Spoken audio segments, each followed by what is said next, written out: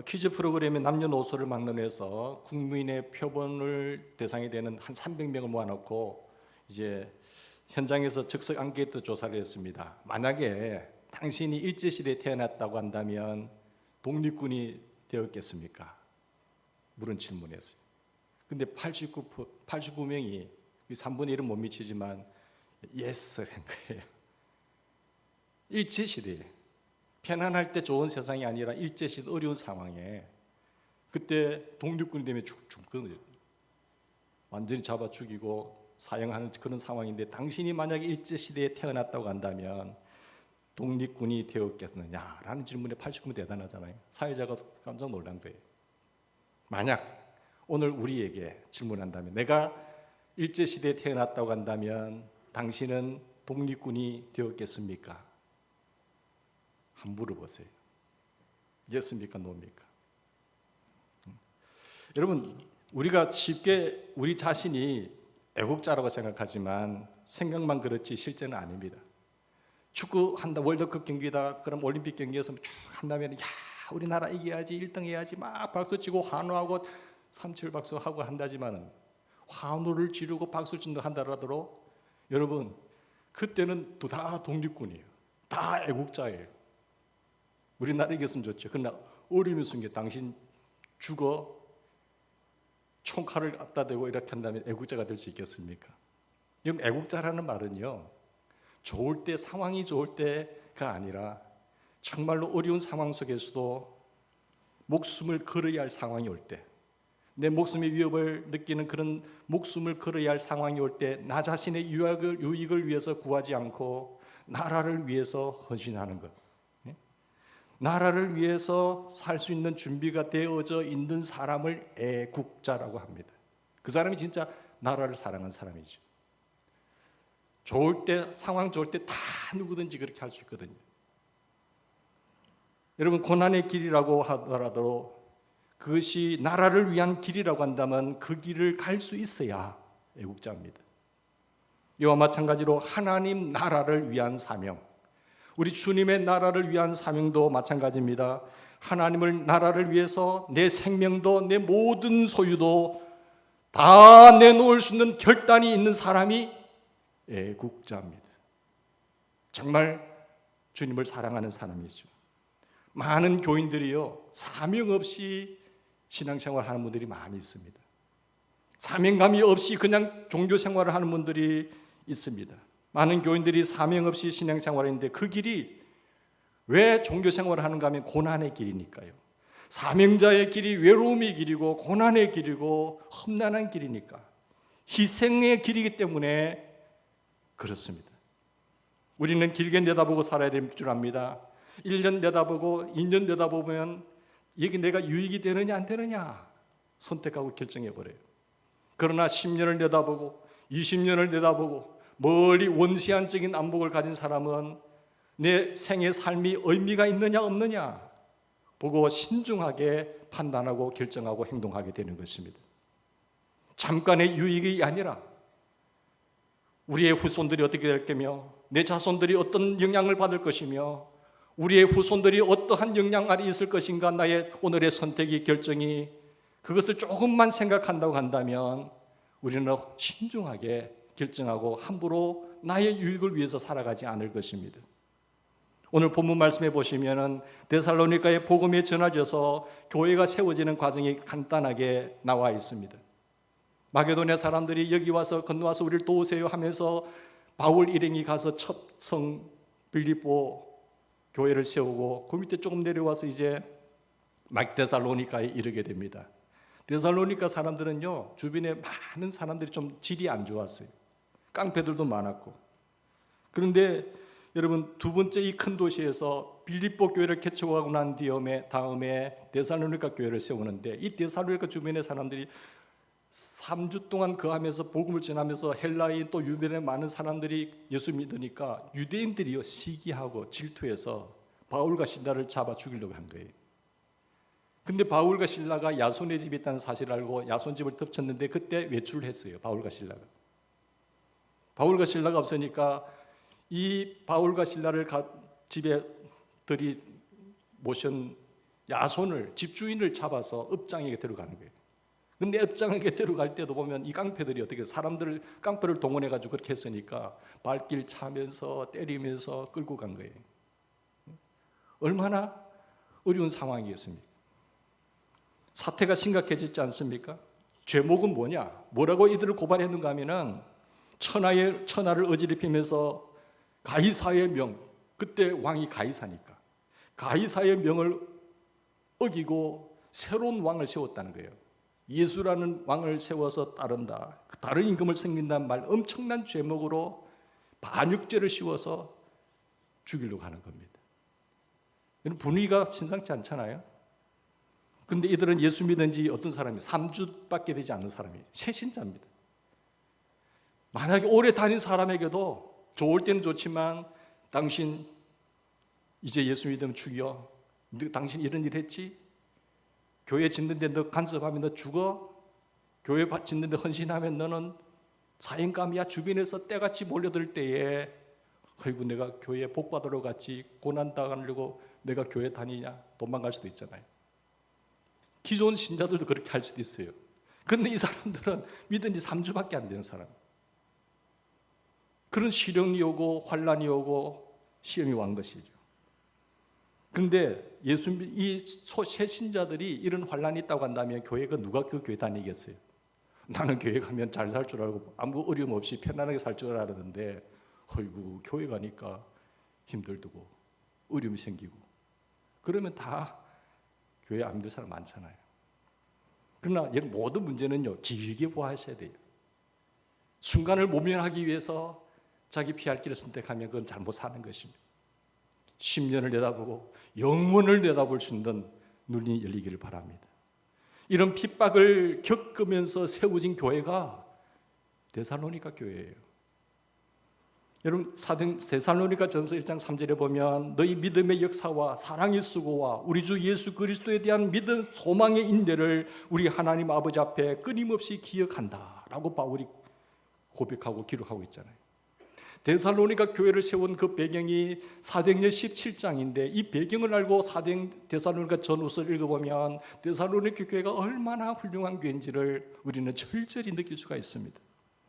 저는 이것이 교회가 받을 수 있는 최고의 찬사라고 생각합니다. 당신들은 믿음의 역사와 사랑의 수고를 아끼지 않고 예수 그리스도에 대한 하나님 나라에 대한 천국의 소망의 인내를 바라보고 살아온 교회.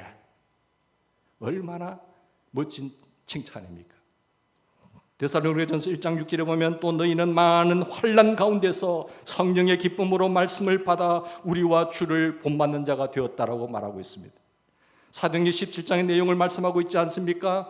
데살로니가 교회는 이런 흉악한 일을 겪으면서 그들이 그래도 예수 믿겠다고 하고 교회가 된 것을 말하는 겁니다. 어려운 환난 가운데서 핍박 가운데서도 주를 믿겠다고 결심한 그리스도의 성도들의 아름다운 무리, 그래서 믿음의 역사와 사랑의 수고와 소망의 인내라고 칭찬하고 있는 것이죠. 데살로니가는 예수 믿으면 깡패들한테 맞아 죽는 곳입니다. 나중에 이 깡패들이 어디까지 내려옵니까?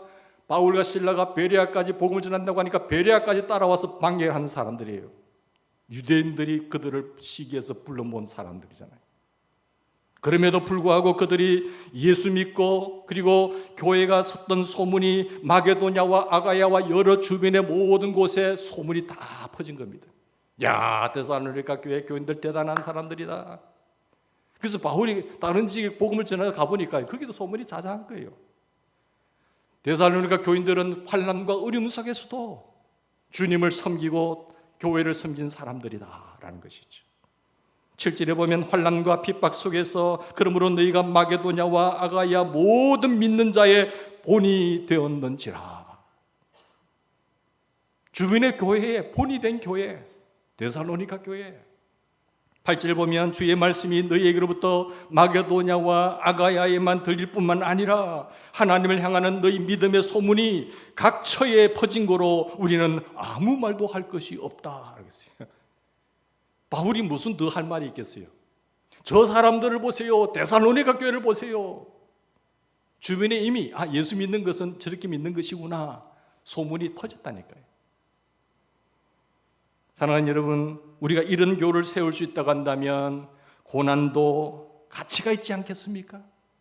부모들이 자식이 훌륭하게 된 것을 보면 그 모든 수고가 한 구쯤에 다 하신 거예요. 그렇게 고난하고 힘들고 어렵지만 그 부모님들의 헌신과 수고로 자녀식이 잘 되면 그것을 끝. 교회에 환난이 있었고 교회에 시험이 있었고 교회에 고통이 있었고 그때는 무거운 짐이었지만 우뚝 세워지게 되었을 때의 그 영광은 누가 하겠어요?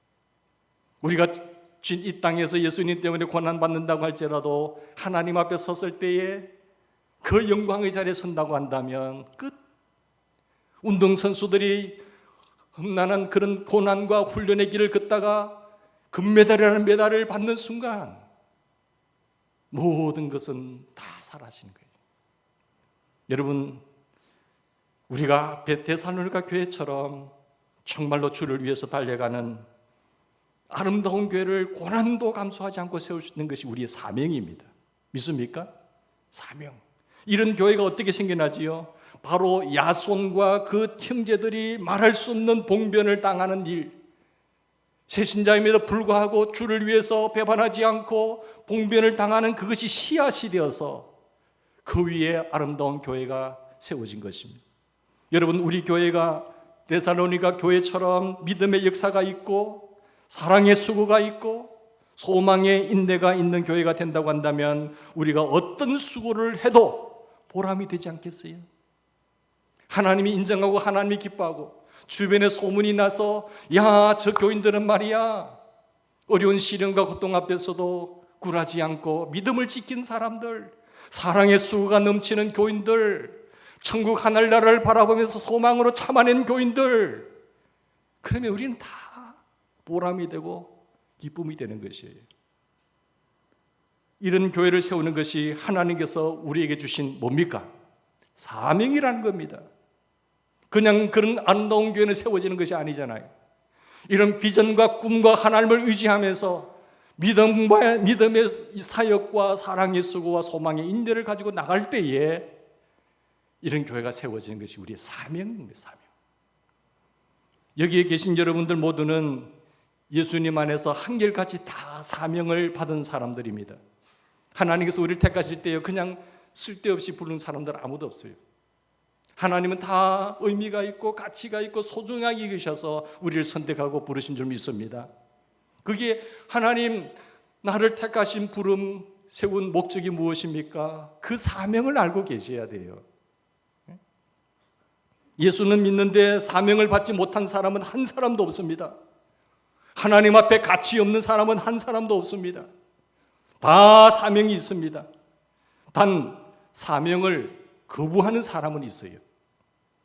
그 사명의 길이 외롭고 힘들고 어려움이 있다고 해서 나 자신도 너무너무 힘든데 그 사명이 버겁다, 너무나 힘들어서 부정하고 거부하는 사람은 있어도요 사명을 받지 못한 사람은 한 사람도 없어요. 사명 없는 성도는 없습니다. 단 사명을 벗어버리고 발부둥 치는 사람이 있을 뿐이죠. 왜? 고난이 따르기 때문에. 그런 사람은 잠깐 1년밖에 보지 못하는 사람이에요. 그걸 모면하기 위해서 10년을 벌어볼 수 없는 사람이죠. 그래서 그걸 모면하기 위해서 도망가 버리죠.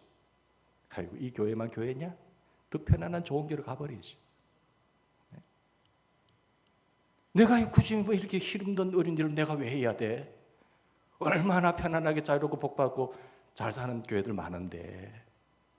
사명을 모르는 사람들은 그 길은 좋은 길을, 넓은 길로 가버리는 거예요.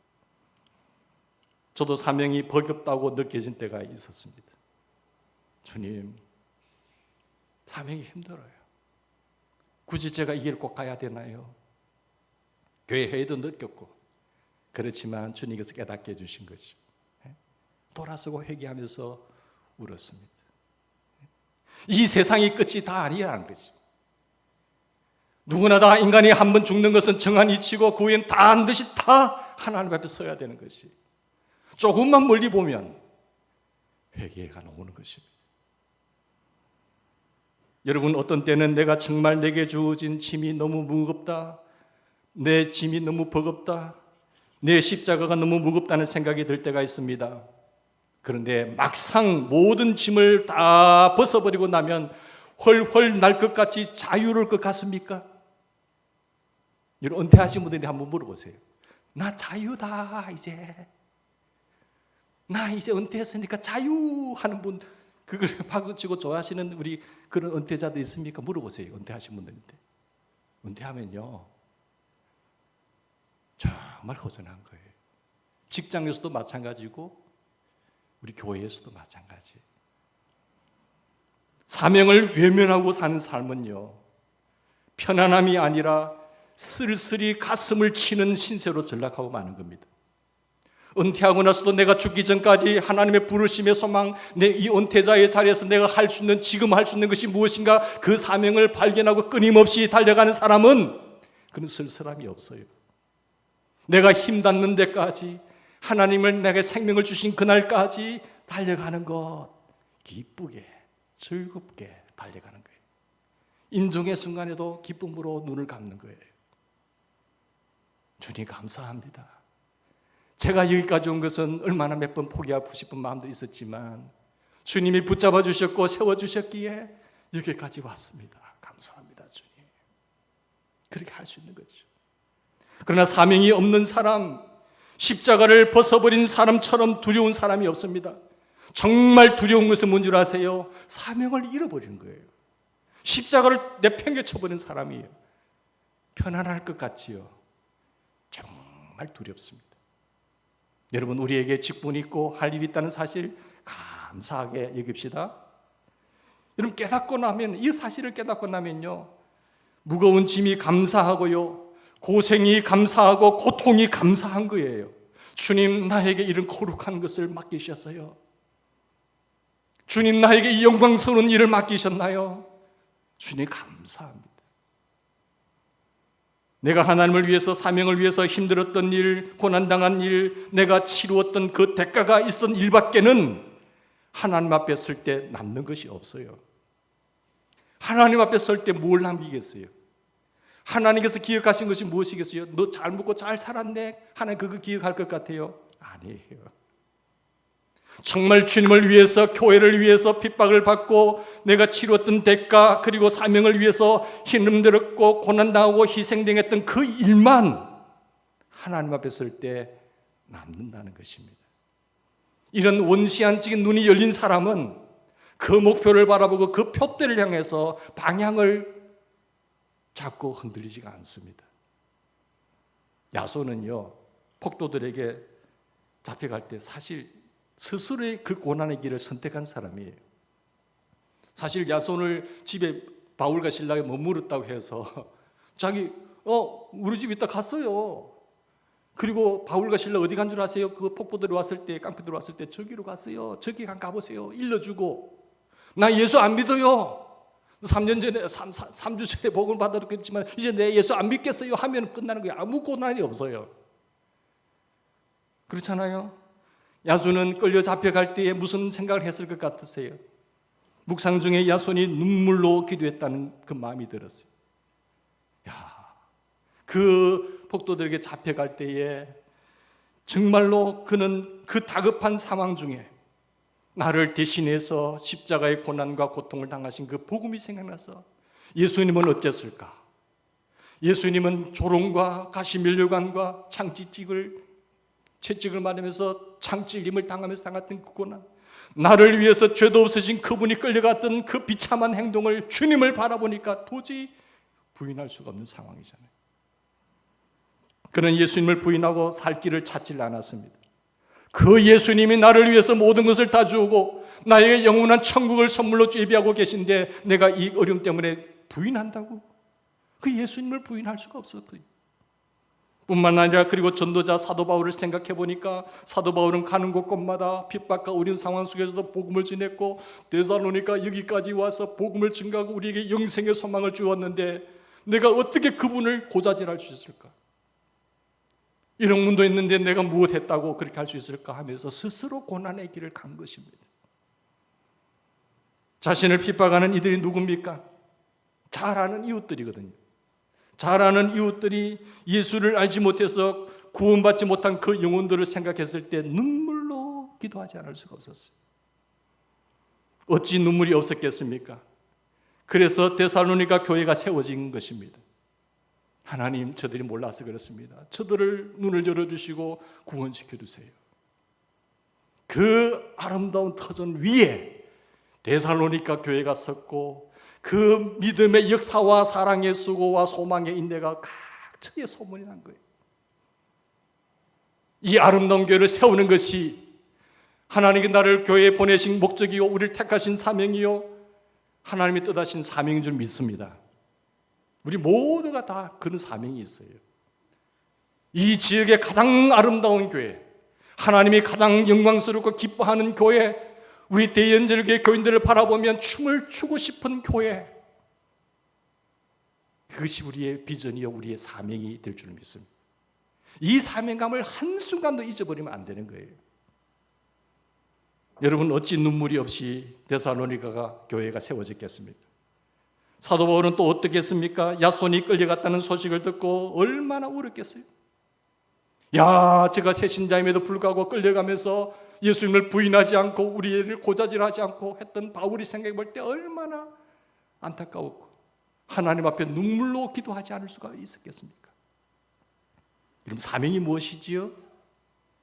사명이 무엇이라고 생각하세요? 눈물입니다. 눈물. 사명은 눈물입니다. 사명을 발견하면 눈물이 없이는 못 가는 것입니다. 자신이 사명자로 사는지 내가 어떻게 알 수 있습니까? 내가 사명자도 사명자로 부름을 받았다고 한다면 내가 사명자로 사는지 안 사는지 어떻게 알 수 있지요?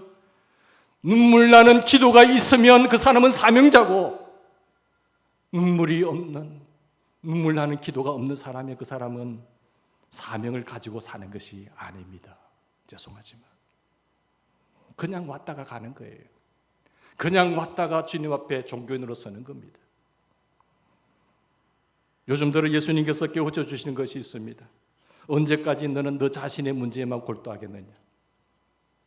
내 자신을 위해서는, 자녀들을 위해서는 많이 울었어요. 그저 운동해봐야 교회를 위해서 울고, 그 기도의 폭이 너무 좁을 때가 많았습니다. 기도의 폭을 넓히는 거예요. 나라와 민족을 위해서, 하나님의 복음을 위해서 눈물로 기도하는 것이죠. 이것이 마귀의 전략 속에 빠져 있는 거예요. 마귀의 전략은요, 그래, 너 자신만을 위해서 울어. 힘들지? 울어, 기도해. 그런데 교회를 위해서는 전혀 울지를 않아요. 하나님의 나라와 복음을 위해서는 전혀 울지를 않아요. 시간이 아까워요. 이 나라와 조국을 위해서, 통일을 위해서 울지를 않아요. 세계에 죽어가는 영혼들을 위해서는 울지를 않아요. 그게 마귀의 전략입니다. 나 하면서 평생 자신에게 묶여있는 사는 것, 그래서 종치는 거죠. 자신의 문제를 해결받는 길이 뭔지 아세요? 내 무거운 짐, 고통과 아픔, 이 모든 문제를, 내 자신의 문제를 해결받는 길은 염려하고 고민하고 뛰는 것 아닙니다. 뭘까요? 정말 자신을 십자가에 못 박아버리는 거예요. 그리고 오히려 사명을 위해서 사는 것이 내 자신의 문제를 해결받는 길이라는 사실이에요. 주님께서 말씀합니다. 마태복음 6장 31절에 그러므로 너희가 무엇을 먹을까, 무엇을 입을까, 무엇을 마실까 염려하지 마. 그러면서 결론적으로 하는 말씀이 뭡니까? 그런즉 너희는 먼저 그 나라와 그의 의를 구하라. 그리하면 모든 것이 너희에게 더하시리라. 우리는 거꾸로 구하고 있잖아요. 마귀의 전략은 뒤의 것을 얻지 못하게 하기 위해서 나 자신에게 집착하게 만들어버린 겁니다. 평생을 자기를 위해 사다가 문제 해결을 하지 못하고 그냥 끝나는 것이, 하나님의 그 놀라우신 축복과 은혜를 누리는 비결은 무엇일까요? 내가 하나님의 자녀라고 믿는다고 한다면, 우리 아버지가 전능하신 분이라고 믿는다고 한다면 아버지는 내 먹을 것, 입을 것, 거주할 것 책임진다는 사실. 우리가 믿는 하나님, 아버지 하는 분이 그렇게 시시한 분 아니지 않습니까? 그 자녀의 내가 그분의 자녀라고 한다면 이방인들 구하는 것처럼 무엇을 먹을까, 무엇을 마실까, 무엇을 입을까, 그거 구하지 마. 그건 이방인들이 구하는 거야. 너는 사랑하는 내 딸이잖아. 나는 너를 위해서, 너를 내 자녀 삼기 위해서 내 아들 독자라도 너를 위해서 내어준 그 하나님이에요. 내가 내 독자라도 너를 위해서 아끼지 않고 내어줄 것만 내가 너를 위해서 무엇이 아까워서 안 주겠느냐는 거예요. 그러므로 사랑하는 아들아, 사랑하는 딸아, 너는 먼저 그 나라와 그 의를 구하는 애국자가 되라는 거예요. 그리하면 모든 것을 다 너희에게 더하시리라. 주님의 메시지입니다. 이 말씀을 꼭 붙잡을 수 있으면 좋겠습니다. 예수님께서 내 문제부터 해결하고 이러면서 고민하고 근심하고 갈등하는 사람이 잘하는 것이 아니란 거예요. 세상 사람들은요, 다 나라의 오직에 가는 것도 다 자기예요. 자기 출세를 위해서 그 자리를 탈환하려고 합니다. 자기의 영광을 위해서 그 직책을 이용해서 자기 잘 살려고 다 하는 거예요. 그게 세상이에요. 그러나 하나님은, 하나님의 나라 백성들은 그렇게 사는 것이 아니라는 거죠. 그 문제는 문제가 아니고 하나님의 나라와 하나님의 의지요. 내 문제 하다가 평생 그렇게 끝난다는 것이지만 이제는 너는 먼저 그 나라와 그 의를 구하라. 그리하면 네 문제는 하나님께서 다 해결해 주시고자 역사를 이루신다는 것입니다. 하나님이 다 네 아버지께서 역사해 주신다는 것 아니겠습니까? 여러분 중에도 아마 그런 생각을 하신 분이 있을 것입니다. 교회 문제 누군가 하겠지. 그건 뭐 내가 꼭 굳이 할 필요가 있어? 교회 문제 뭐 많은 사람들이 있어. 장로님들도 있고. 지금 나는 내 문제 하나 해결도 못하는데, 지금 내 코가 석잔데, 내 앞에 지금 발등에 지금 불이 떨어졌는데, 내 문제도 지금 신경 쓰기 힘든데 무슨 교회냐고. 그건 다른 분들이 시간 많은 사람들이 하는 거지. 나라 문제 별 신경 안 써요. 나하고 거리가 먼 문제야. 지금 내 발등에 불이 떨어졌는데 이런 생각을 가지고 계시는 분이 있을 것입니다. 여러분, 그렇게 살면 평생 그렇게 삽니다. 평생 그렇게 살아요. 마귀가요, 우리를 주의 일 못하도록 묶어두는 전략이 그거예요. 나귀가 딱 주의 일 못하도록 딱 묶어놓으면 거기서 평생 해결도 못하고 그렇게 살다가 끝나는 겁니다. 그게 마귀의 전략인 것을 여러분 깨달으시기를 바랍니다. 마귀는 끊임없이 우리 자신의 문제에 매이게 만드는 거예요. 그 문제 해결되면 또 자신 문제 해결 툭 터지고, 요 문제 해결되면 요 문제 건강 문제 툭 터지게 되고, 요 문제 해결되면 또 다른 문제 터지고, 요거 끝나면 다 해결될 것 같지요? 아닙니다. 그 사람은 평생 자기 문제로 살다 끝나버린 거죠. 그걸 하나님 앞에 서면 너 뭐 하다 왔니? 이러면 어떻게 될 거예요? 평생 그렇게 살게 되고 평생 해결이 되는 것 같습니까? 평생 해결이 안 됩니다. 주님이 우리에게 너무 놀라운 복음이 무엇입니까?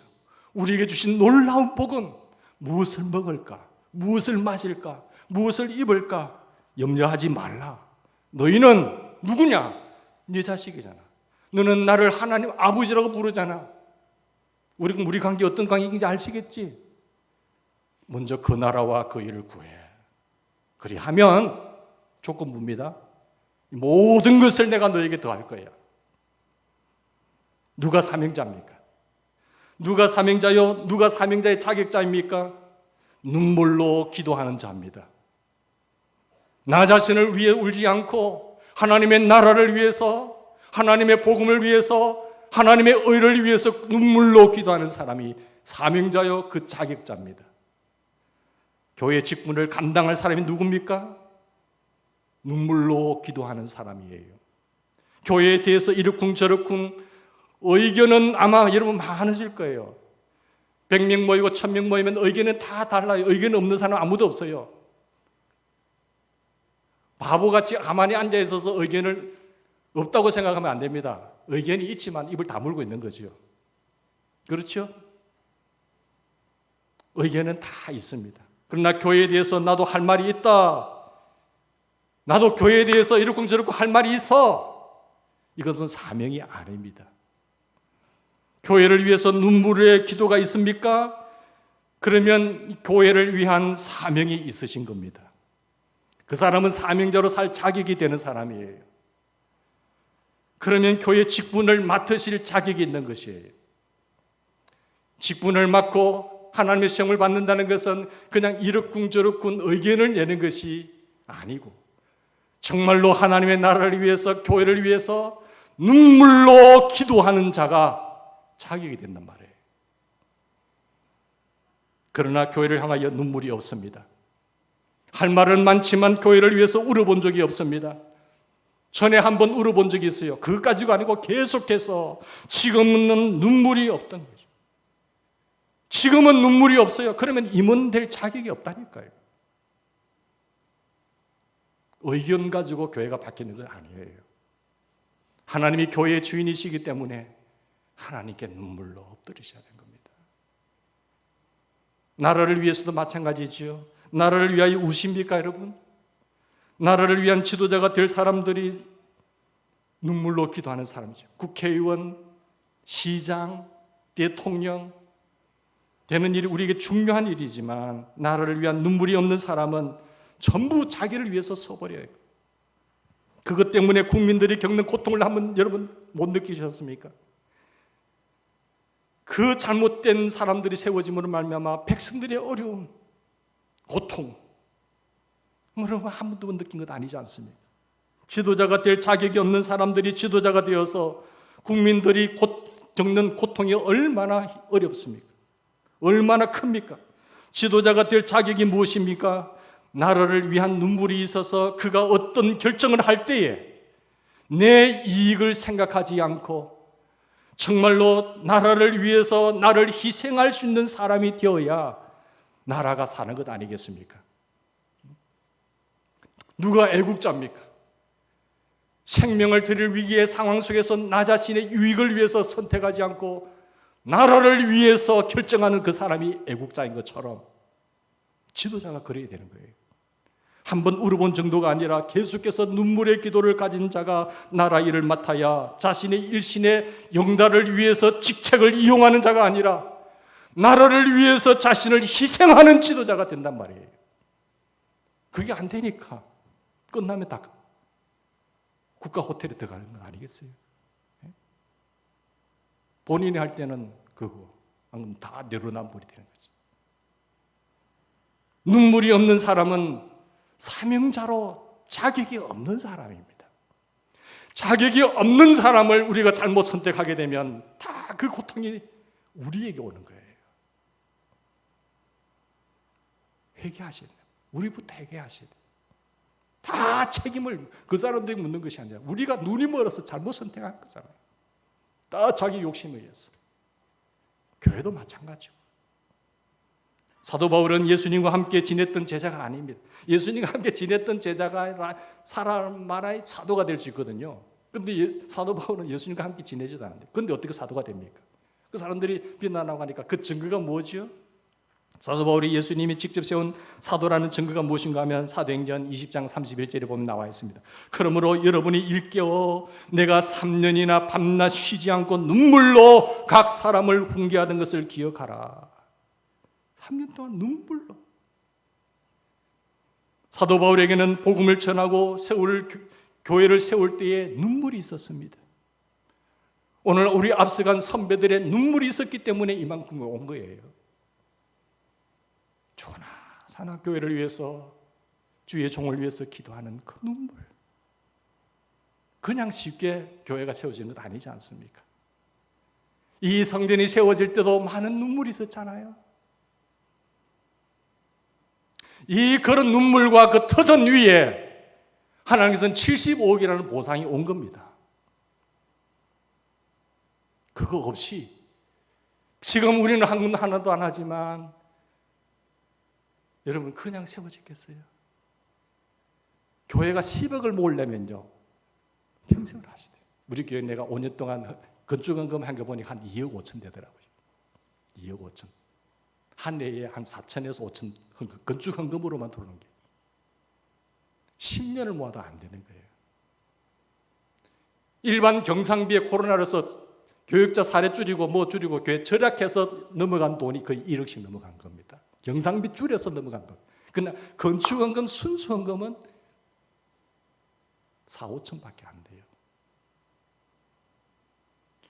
그러나 하나님 너무 감사하게도 신앙 선조들의 눈물과 땀과 헌신과 헌금이 있었기에 그 터전 위에 하나님은 귀한 선물로 다음 세대에 이 지역을 품으라고 살려라고 하나님이 선물로 주신 것입니다. 할렐루야. 이 은혜를 잊으면 안 돼요. 그러면서 오늘 우리가 해야 될 일은 무엇일까? 그것을 선택하며 나가야 돼요. 그러면 우리 다음 세대들은 내가 무엇을 가지고 사명감을 심어야 될까? 그걸 생각하셔야 돼요. 비판할 건 많지요. 그러나 내가 눈물로 기도하면서 헌신하면서 하시란 말이죠. 성도 여러분, 하나님께서 우리를 사랑하십니다. 믿습니까? 하나님께서 우리에게 복을 많이 주시기를 원하시는 거예요. 그게 하나님 아버지의, 우리가 믿는 하나님 아버지, 우리 아버지의 마음이라는 것입니다.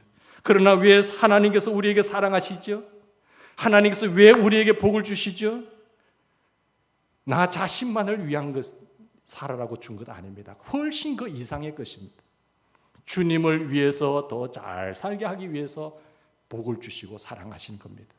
고린도후서 5장 15절, 그가 모든 사람을 대신하여 죽으신 것은, 예수님이 왜 죽으셨습니까? 살아있는 자들로 하여금 다시는 그들 자신을 위하여 살지 않고 오직 그들을 대신하여 죽었다가 다시 살아나신 이를 위하여 살게 하려 함이라. 주님이 모든 사람을 위해서 죽은 이유는요, 우리를 사랑하신 이유는요, 우리를 자녀 삼으신 이유는요, 우리에게 복을 주신 이유는요, 다시는 자신을 위해서 살지 않고 오직 죽은 자를 위하여 다시 살아나신 그분을 위하여 살게 하려 함이라. 이게 목적이에요. 우리가 예수 믿고 변화되었다 했어요. 예수 믿고 많이 변화되었죠. 뭐가 변화됐죠? 전에는 나를 위해서 살았어요. 예수 믿기 전에는 나를 위해서 살았지만 예수 믿고 난 이후에는 나의 주인이 누군지를 알고 내가 목적을, 내가 왜 택함을 받았고 무엇을 위해서 살아야 될 이유를 알고, 예수님께서 나를 위해서 죽으셨는데, 하나님께서 나를 위해서 그 아들도 아끼지 않고 주어주셨는데 다시는 나를 위해서 살 이유가 없는 거예요. 하나님이 나를 위해서 독생자를 주시기까지 사랑하셨잖아요. 그것이 믿어진다고 한다면 더 이상 나를 위해서 살 이유가 없는 거예요. 그건 아버지께서 네 무엇 먹을까, 무엇을 마실까, 무엇을 다 아시는 분이에요. 이제는 진짜 예수님을 위해서 사는 것입니다. 이제는 진짜 예수님을 위해서 사는 것, 그것이 진짜 복이라니까요. 복. 더 이상 나를 위해서 살 이유가 없는 사람이죠. 충분한 거예요. 하나님이 나를 위해서 독생자까지 주셨으니, 하나님이 나를 사랑하시고 하나님 나에게 복을 주시는 그 이미 확실하잖아요. 저 십자가를 바라볼 때만 나를 하나님이 얼마나 사랑하는지, 우리가 원수 되었을 때 하나님 사랑이 정확하잖아요.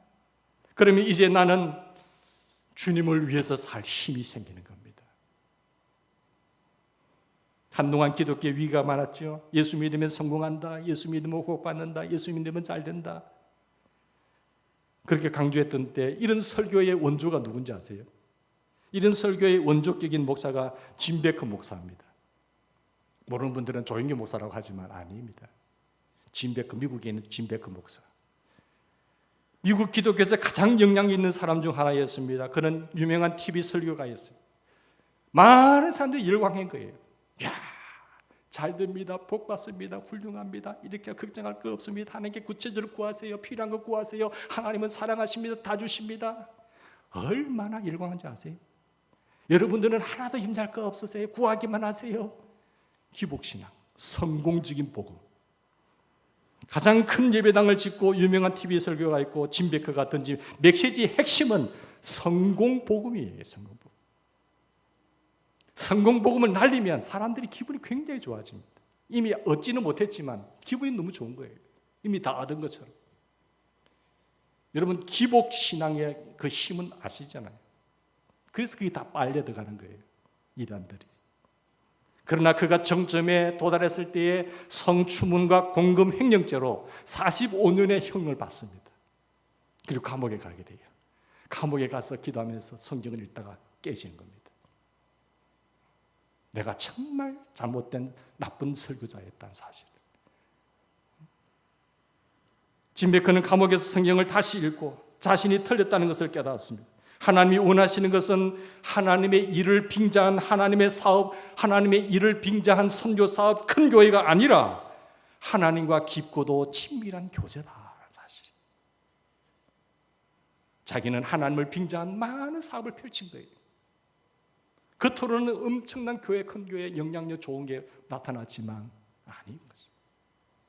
그는 성공복음이라고 이름을 불렀던 복음을 받아들이고 신봉했습니다. 예수 믿고 복 받는 것이 하나님의 뜻이며 안 믿는 사람이 문제라고 생각했지요. 그러나 그가 건강이나 물질을 위해서 기도할 때 이렇게 구하라고 했습니다. 하나님 뜻대로 해 주십시오라고 기도하지 말라고 했습니다. 하나님의 뜻은 당신들이 잘 되는 것입니다. 만일 새 차를 원한다고 하면 주님의 뜻이 이루어지게 하소서라고 그렇게 기도하는 대신에 어떤 종류의 차를 선택하고 어떤 색깔의 차를 선택하고 어떤 스포츠카를 원하든지 어떤 차를 원하는 그대로 구하라. 그렇게 가르쳤다니까요. 그런 것을 당당하게 자녀로서 구하라는 거예요. 그는 고난이나 희생은 예수님이 다 담당했으니까. 이단의 특징이죠. 예수님이 다 고난과 희생은 다 담당했으니까 우리는 오직 축복만 누려도 된다는 것입니다. 그러나 감옥에서 성경 말씀을 깊이 공부하다가 자신이 틀렸다는 사실을 깨달았습니다. 자신이 틀렸을 뿐만 아니라 예수님의 말씀에 정반대의 것을 가르치고 있다는 것을 깨닫게 되는 거예요. 너무나 많은 사람들을 잘못 인도했음을 안 후에 가슴이 무너져 내렸습니다. 나는 몇 년 동안 그릇된 교리를 설교하고 있었고 그런지도 알지도 못했습니다. 나는 사람들이 돈과 사랑에 빠지도록 가르치고 주님의 말씀과 정반대의 짓거리를 하고 있었습니다. 나는 교묘하게 사람들에게 예수님보다는 물질의 마음을 두도록 독려했습니다.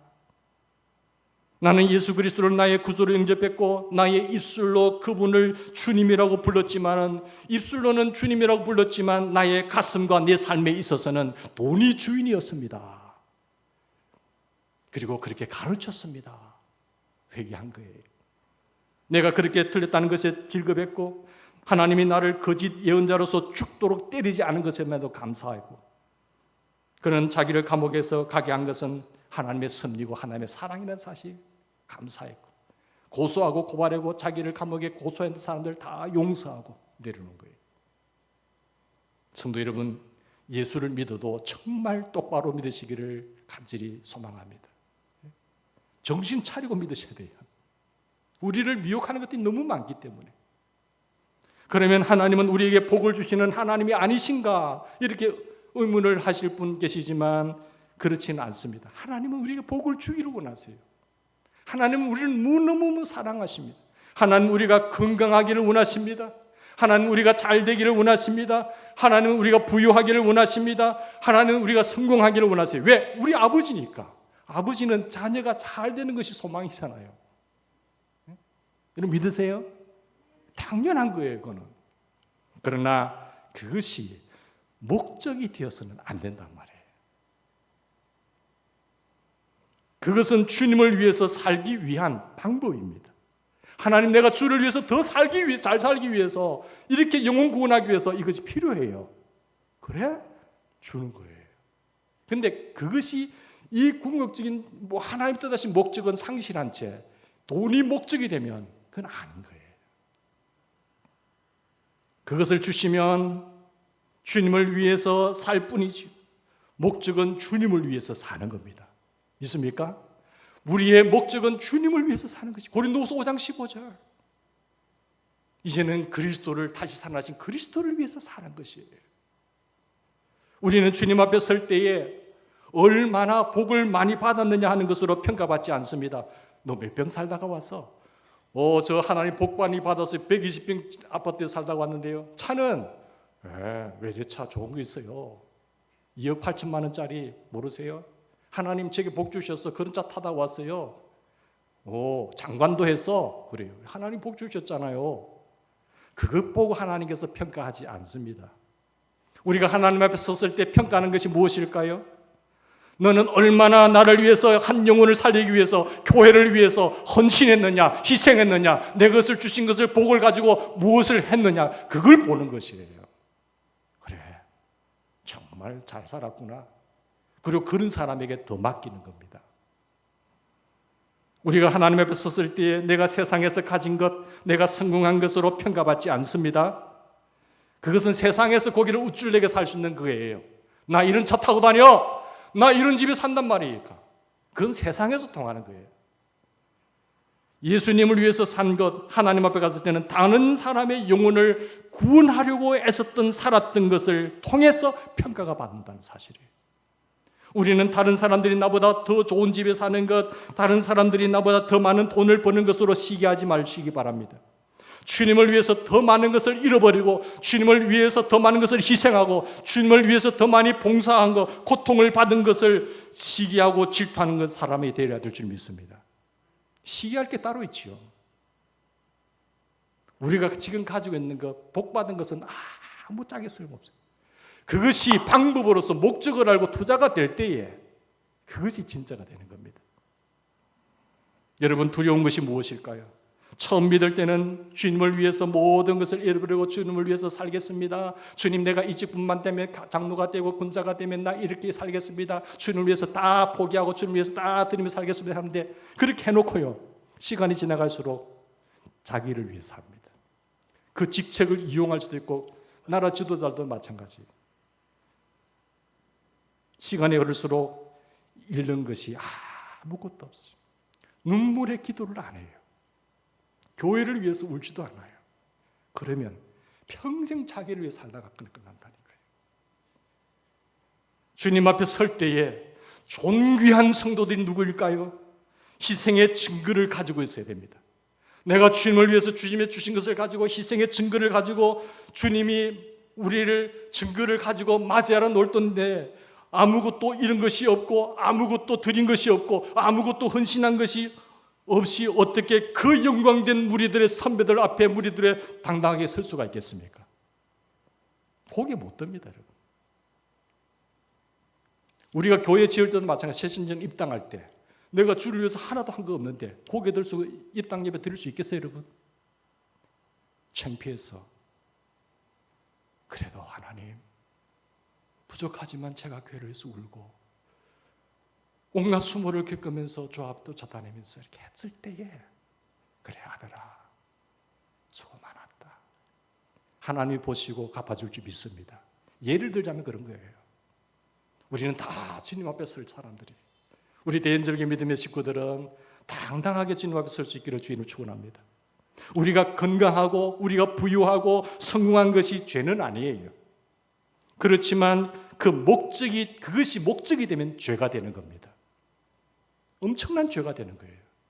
그것이 목적이 되면 죄가 된다니까요. 건강과 부유함과 성공은 오직 주님을 위해서 위한 사명이 될 때에 그것이 복이 되는 겁니다.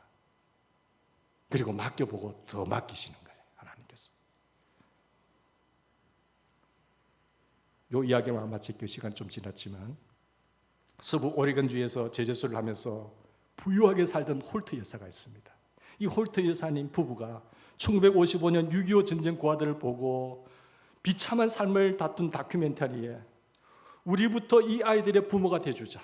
전쟁 고아가 된 아이들이 어떻게 못 사냐. 우리부터 고아가 되어주자. 고아의 부모가 되어주자 하면서 이렇게 8명을 데리고 가서 키웁니다. 양자로.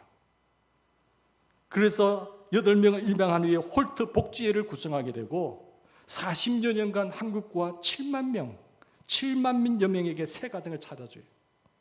홀트 여사는 일평생 그 아름다운 일을 하면서 매일 오전 새벽 4시 45분에 일어납니다. 그리고 조깅을 해요. 조깅을 하면서 건강을 지켰다고 합니다. 이유가 뭡니까? 그가 아침 일찍 일어나서 평생 4시 45분에 일어나서 조깅을 하는 이유는, 그러면서 건강을 지키는데 이유는 하나입니다. 아직도 돌아보아야 할 아이들이 있기 때문이라고 말한 거예요. 여러분, 왜 건강해야 됩니까? 하나님, 나도 아직도 이 교회에 할 일이 있어요. 하나님, 내가 주의 나라를 세우는데 복음을 증거하는데 할 일이 있어요. 그것을 위해서 건강해야 되는 거예요. 그리고 건강 있을 때 건강을 지켜내야 됩니다. 제가 건강하는 것은 참 어려운 일이지만 때로는 쉬고 싶을 때도 저는 주의 일 때문에 운동을 하는 거예요. 여러분, 그렇게 되기를 주님을 축원합니다. 다 잃어버리고 그때 되면 끝까지 선한 삶을 사고 믿음을 지켜내셔야 돼요. 마귀는 우리를 파괴시키려고 하지만 주의 일이 건강을 지켜내야 그 다음 일을 할 수 있는 거예요. 그런데 마귀는 피곤하지, 쉬어. 운동은 뭐야, 쉬어. 그러면 무너지고 나는 거예요. 그러면 아무것도 할 수 없어요. 우리가 건강해야 되는 이유는 할 일이 많기 때문에 그렇습니다. 왜 성공해야 됩니까? 내가 구원할 영혼들이 많기 때문에 하나님 더 좋은 영향력의 위치를 주세요. 저들을 구원할 수 있는 영향력의 위치를 주세요. 그것을 위해서, 성공을 위해서 구하라는 거죠. 그것이 목적이 아니라 내가 감당할 사업이 많기 때문에 혹시 이제는 지쳤다, 왜 나만 이렇게 무거운 짐을 지고 살아야 됩니까? 라는 생각을 가지고 계신 분이 있다고 한다면 오늘 성령님께서 우리의 마음을 만져주시길 바랍니다. 회복되기를 주의 이름으로 축원합니다. 여기서 머물지 마시고 뛰어넘으시길 바랍니다. 내 한계를 넓히시고 남은 인생만이라도 정말 주를 위해 살다가 주님 앞에 부끄러움 없이 서는 우리 모두가 되기를 주의 이름으로 축원합니다. 같이 기도하십시다.